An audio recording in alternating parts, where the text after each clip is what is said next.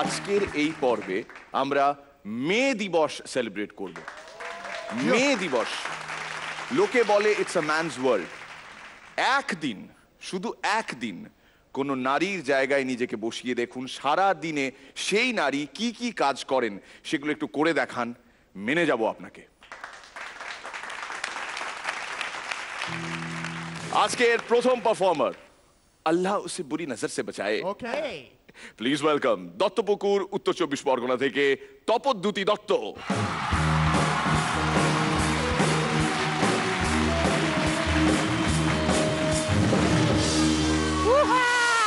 একটা ছেলে রোজ মন্দিরে গিয়ে শিব ঠাকুরের কাছে একটা সাইকেল চায়, কিন্তু ঠাকুরের কাছে কোনো উত্তর পায় না।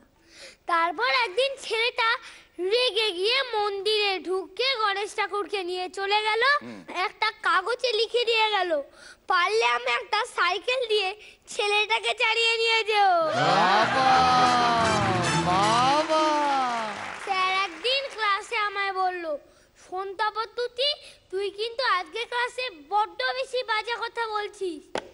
এই সময় বললাম, দেখছেন স্যার, এটা আমাদের বাড়িতে সবাই করে। স্যার বলল, মানে? আমি বললাম, মানে আমার দাদু কাগজ বিক্রি করে, আমার বাবা একজন টিচার। স্যার বলল, মা? উনি একজন মহিলা। একদিন দেখি শুভঙ্করদার মেয়ে আর শুভঙ্করদা পার্কে বসে খেলা করছে। শুভঙ্করদার মেয়ে শুভঙ্করদাকে জিজ্ঞাসা করলো, আচ্ছা বাবা, তুমি হলে কি করে?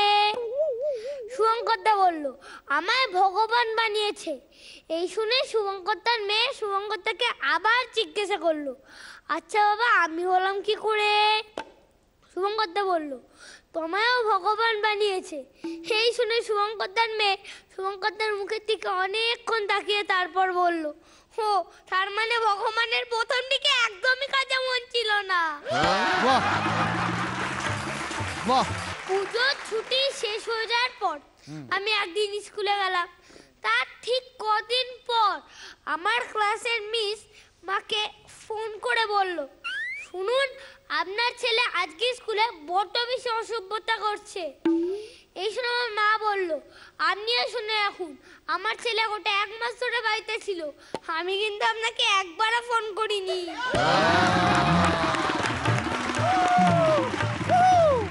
আমি একদিন বাবাকে দুঃখ মুখ করে বললাম, বাবা, আমি না তোমার নীল গেঞ্জিটা ছিঁড়ে ফেলেছি। হ্যাঁ বললো, তাতে কি হয়েছে, আমার তো আরেকটা নীল গেঞ্জি আছে। এই সময় বললাম, কিন্তু বাবা, আমি যে ওটার থেকে কাপড় কেটে ছেঁড়া জামাটা সেলাই করেছি। একটা লোক ভোরবেলা ঘুম থেকে উঠে নদীর ধারে গেল মাছ ধরতে। সেই লোকটা তার নদীর ধারে কিছু পাথর দেখতে পেল। সে তখন পাথরগুলো নিয়ে এক এক করে সব পাথরগুলো জলে ফেলে দিল। একদিকে ভোরের আলো ফুটতে দেখা গেল। লোকটা বলল, ওগুলো পাথর নয়, ওগুলো আসলে হিরে ছিল। মোরাল অফ দ্য স্টোরি কি? খুব ভোরবেলা ঘুম থেকে উঠে একদম উচিত নয়। একদিন দেখি চিকুদা রাস্তায় হঠাৎ অসুস্থ হয়ে পড়ল। সবাই এসে চিকুদাকে বলল, দাদা, আপনার নামটা তাড়াতাড়ি বলুন, আপনার বাড়িতে বলতে হবে।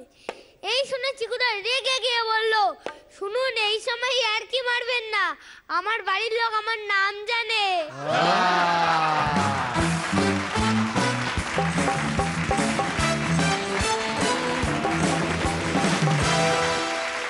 দারুণ হয়েছে পারফরমেন্স, জোরে হাততালি ওর জন্য। পড়ান্দা, আমি ভাবতে পারছি না যে ও এখনই এই তো রাস্তা দিন তো পড়ে আছে।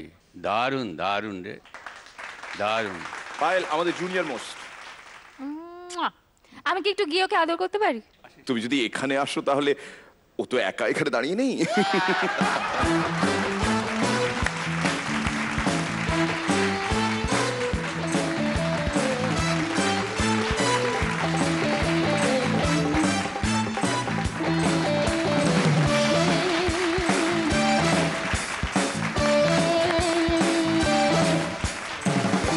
আবির, দারুণ হয়েছে, ভীষণ মিষ্টি হয়েছে, আরেকবার হাততালি দিলাম।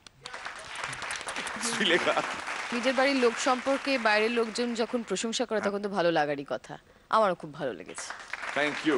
রনিদা খুব ভালো। আর মাঝে মাঝে এক একটা যোগ বলছিলি, সেগুলোর এক একটা চেনা ভার্সন আছে।